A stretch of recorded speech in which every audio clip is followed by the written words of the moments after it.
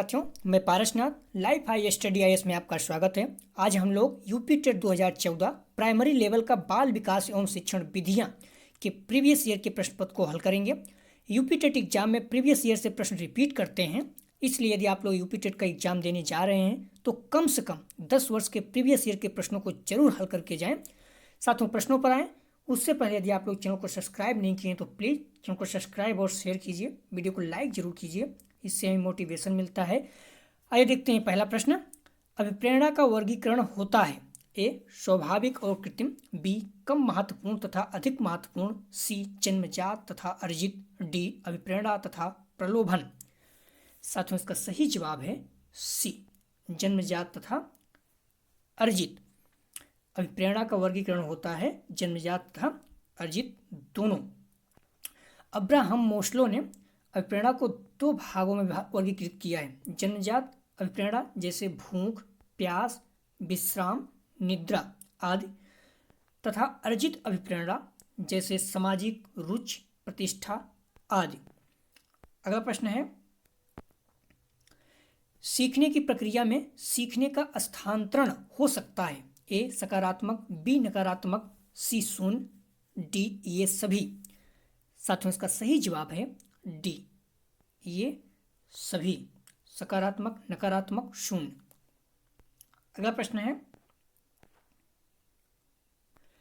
निम्न में से कौन सा मत अंतर्दृष्टि द्वारा सीखने की व्याख्या करता है ए मनोविश्लेषणवाद, बी व्यवहारवाद, सी संबंधवाद, डी गेस्टाल्टवाद। साथियों, इसका सही जवाब है डी गेस्टाल्टवाद। अगला प्रश्न है, किस मनोवैज्ञानिक ने सीखने की सामग्री के रूप में निरर्थक शब्दों का प्रयोग किया A William James, B Skinner, C Ebbinghaus, D Bartlett. साथियों, इसका सही जवाब है सी एबिंगहॉस। अगला प्रश्न है, सीखने के नियम दिए हैं ए पावलोव ने, बी स्किनर ने, सी थॉर्नडाइक ने, डी कोहलर ने। साथियों, इसका सही जवाब है सी थॉर्नडाइक ने। अगला प्रश्न है,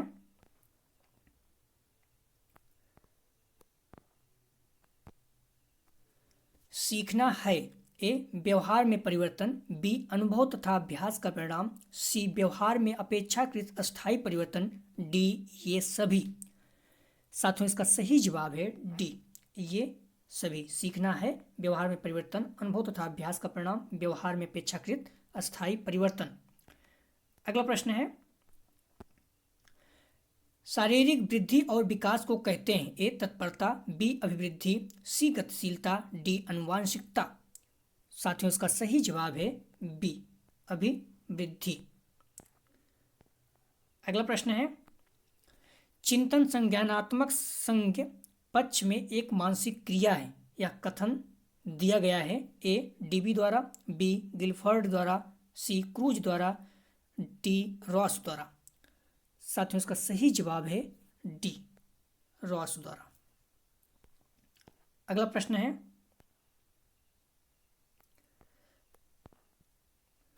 बाल मनोविज्ञान के आधार पर कौन सा कथन सर्वोत्तम है ए सारे बच्चे एक जैसे होते हैं, बी कुछ बच्चे एक जैसे होते हैं, सी कुछ बच्चे विशिष्ट होते हैं, डी प्रत्येक बच्चा विशिष्ट होता है। साथियों, इसका सही जवाब है डी प्रत्येक बच्चा विशिष्ट होता है। बाल मनोविज्ञान के आधार पर कौन सा कथन सर्वोत्तम है, प्रत्येक बच्चा विशिष्ट होता है। अगला प्रश्न है, बाल मनोविज्ञान का केंद्र बिंदु है ए अच्छा शिक्षक, बी बालक, सी शिक्षण प्रक्रिया, डी विद्यालय। साथियों, इसका सही जवाब है बी बालक। बाल मनोविज्ञान का केंद्र बिंदु क्या है? बालक। ध्यान रखना, महत्वपूर्ण प्रश्न है।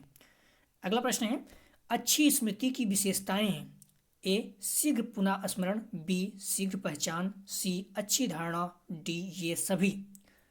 साथियों, इसका सही जवाब है डी ये सभी। अच्छी स्मृति की विशेषताएं क्या है? शीघ्र पुनः स्मरण, शीघ्र पहचान, अच्छी धारणा। अगला प्रश्न है, संवेग का शाब्दिक अर्थ है ए क्रोध और भय, बी स्नेह तथा प्रेम, सी उत्तेजना या भाव में उथल पुथल, डी उपरोक्त में से कोई नहीं। साथियों इसका सही जवाब है सी, उत्तेजना या भाव में उथल पुथल। अगला प्रश्न है, कौशल सीखने की पहली अवस्था है ए यथार्थता, बी कल्पनाशीलता, सी समन्वय, डी अनुकरण। साथियों इसका सही जवाब है डी, अनुकरण। अगला प्रश्न है, मानसिक आय के प्रत्यय का सर्वप्रथम प्रयोग किया ए थॉर्नडाइक, बी गिलफर्ड, सी स्पीयरमैन, डी बिने साइमन। साथियों इसका सही जवाब है डी, बिने साइमन महोदय जी ने मानसिक आय के प्रत्यय का सर्वप्रथम प्रयोग किया। ध्यान रखना, प्रत्यय का। अगला प्रश्न है, शैशवावस्था के लिए उत्तम शिक्षण विधि है। शैशवावस्था 0 से 6 वर्ष। ध्यान रखना, ए मॉन्टेसरी विधि, बी खेल विधि, सी किंडरगार्टन विधि, डी ये सभी। साथियों इसका सही जवाब है ये सभी। शैशवावस्था के लिए मॉन्टेसरी विधि, खेल विधि, किंडरगार्टन सभी। अगला प्रश्न है,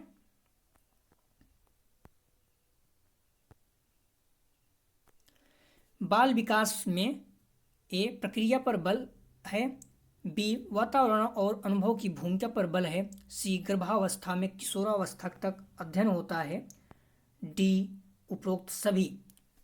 साथियों इसका सही जवाब है डी, उपरोक्त सभी। साथियों ध्यान रखना, जिस ऑप्शन में सभी आता है मैक्सिमम 99% चांस रहता है कि वही सही होता है। अगर नहीं आ रहा तो रिस्क कभी कभी आप लोग ले सकते हो, बट अगर आ रहा है तो ध्यान रखना हमेशा नहीं होता है। लेकिन ज़्यादातर क्वेश्चन अगर 10 है तो 6-7 क्वेश्चन में उपरोक्त सभी रहेगा। तो बाल विकास में उपरोक्त सभी, ये सारी प्रक्रिया पर बल, वातावरण अनुभव की भूमिका पर बल, गर्भावस्था और किशोरावस्था तक अध्ययन होता है। अगला प्रश्न है,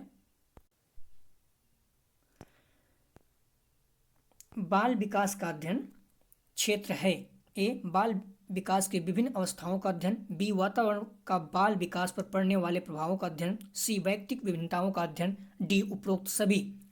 साथियों इसका सही जवाब है डी, उपरोक्त सभी। बाल विकास का अध्ययन क्षेत्र है बाल विकास की विभिन्न अवस्थाओं का अध्ययन, वातावरण और बाल विकास पर पड़ने वाले प्रभावों का अध्ययन, सी वैयक्तिक भिन्नताओं का अध्ययन। अब तक जितने भी प्रश्न उपरोक्त सभी आया है सभी सही है, तो इसीलिए कह रहा हूँ अगर आपको नहीं आ रहा, रिस्क लेना चाहते हैं तो उपरोक्त सभी ऑप्शन में टिक कर सकते हैं। अगला प्रश्न है, सर्वाधिक उपयुक्त जीवित रहता है का सिद्धांत है ए लेमार्क का, बी हैरिसन का, सी डार्विन का, डी मैकडूगल का। साथियों इसका सही जवाब है सी, डार्विन का। सर्वाधिक उपयुक्त जीवित रहता है सिद्धांत है डार्विन का। अगला प्रश्न है, बिने साइमन परीक्षण द्वारा मापन किया जाता है ए सामान्य बुद्धि का, बी विशिष्ट बुद्धि का, सी अभिवृद्धि का, डी अभिक्षमता का।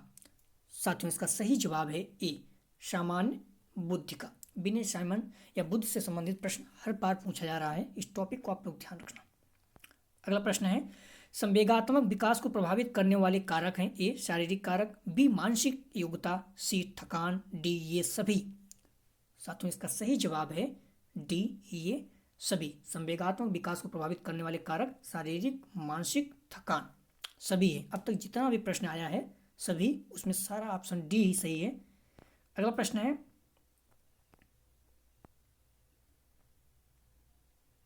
सामाजिक प्रत्याशाओं के अनुरूप व्यवहार की योग्यता का अधिकतम सामाजिक विकास कहा जाता है। उक्त कथन है सामाजिक प्रत्याशाओं के अनुरूप व्यवहार की योग्यता का अधिगम सामाजिक विकास कहा जाता है।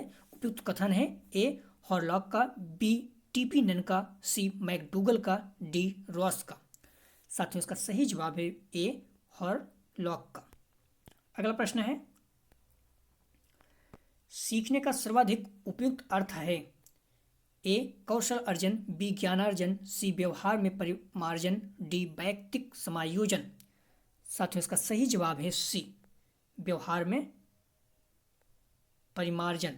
सीखने का सर्वाधिक उपयुक्त अर्थ है व्यवहार में परिमार्जन। अगला प्रश्न है,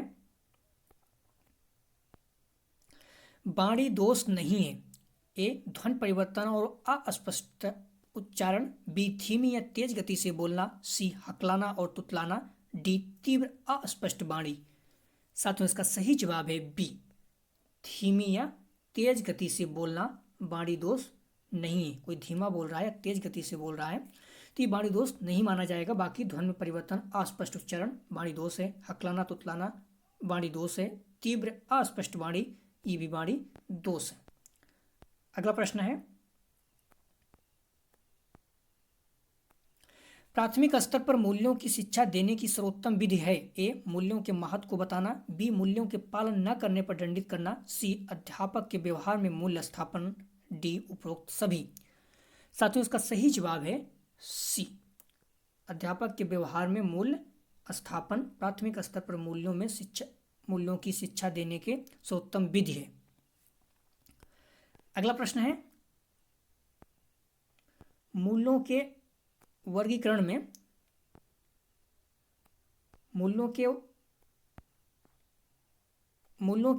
में सम्मिलित नहीं है। ध्यान रखना, सम्मिलित नहीं है।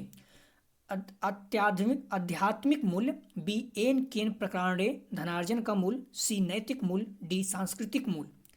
साथियों इसका सही जवाब है बी, एन केन प्रकारे धनार्जन का मूल्य मूल्यों के वर्गीकरण में सम्मिलित नहीं है। बाकी आध्यात्मिक मूल, नैतिक मूल, सांस्कृतिक मूल ये मूल्यों के वर्गीकरण में सम्मिलित है।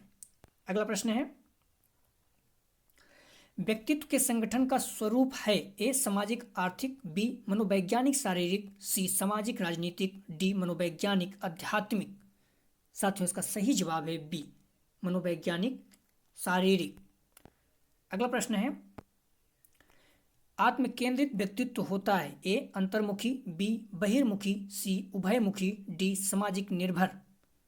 साथियों इसका सही जवाब है ए, अंतर्मुखी। आत्मकेंद्रित व्यक्तित्व होता है अंतर्मुखी।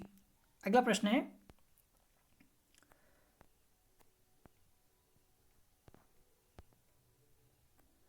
अपने ऊर्जा बल को बाहर की ओर अभिव्यक्त करने वाले व्यक्ति का प्रकार होता है। ए, ज्ञानात्मक व्यक्तित्व, बी, कलात्मक व्यक्तित्व, सी, बहिर्मुखी व्यक्तित्व, डी, धार्मिक व्यक्तित्व। साथियों इसका सही जवाब है सी, बहिर्मुखी व्यक्तित्व। अपने ऊर्जा बल को बाहर की ओर अभिव्यक्त करने वाले व्यक्ति का प्रकार होता है बहिर्मुखी व्यक्तित्व। अगला प्रश्न है, कक्षा 4 का एक बच्चा सदैव चिंतित और कुंठित रहता है। आप उसके अभिभावक से शिकायत करेंगे, बी, मनोचिकित्सक के पास ले जाएंगे, सी, स्वयं परामर्शदाता की भूमिका का निर्वहन करेंगे, डी, उसे उसके भाग पर छोड़ देंगे। साथियों इसका सही जवाब है सी, स्वयं परामर्शदाता की भूमिका का निर्वहन करेंगे। साथियों अगला प्रश्न है, भाषा विकास का सिद्धांत नहीं है। ध्यान रखना, सिद्धांत नहीं है। ए, अनुबंधन का सिद्धांत, बी, अनुकरण का सिद्धांत, सी, अतिरिक्त शक्ति का सिद्धांत, डी, परिपक्वता का सिद्धांत। साथियों इसका सही जवाब है सी, अतिरिक्त शक्ति का सिद्धांत। यह भाषा विकास का सिद्धांत नहीं है। बाकी अनुबंधन का सिद्धांत, अनुकरण का सिद्धांत, परिपक्वता का सिद्धांत ये भाषा विकास के सिद्धांत हैं। तो आप लोग ध्यान रखना, भाषा विकास का तात्पर्य ऐसे विकास से है जिसमें बालक अपने विचारों एवं भावों को अभिव्यक्त कर सके। भाषा विकास मुख्य सिद्धांत निम्न है: अनुबंधन का सिद्धांत, अनुकरण का सिद्धांत और तीसरा है परिपक्वता का सिद्धांत। अतिरिक्त का शक्ति का सिद्धांत भाषा का सिद्धांत नहीं है, भाषा विकास का सिद्धांत नहीं है। साथियों यह था यूपी टेट 2014 के सीडीपी के 30 प्रश्न। यदि आप लोगों को पीडीएफ चाहिए, डिस्क्रिप्शन में दिए गए लिंक से जुड़कर टेलीग्राम से आप लोग पीडीएफ प्राप्त कर सकते हैं। यदि आप लोगों को किसी और विषय पर या टॉपिक पर वीडियो चाहिए तो कमेंट सेक्शन में कमेंट कीजिए। यदि आप लोग चैनल को अभी भी सब्सक्राइब नहीं किए तो प्लीज़ चैनल को सब्सक्राइब और शेयर जरूर किया करें तथा वीडियो को लाइक करें, इससे हमें मोटिवेशन मिलता है। वीडियो देखने के लिए धन्यवाद साथियों।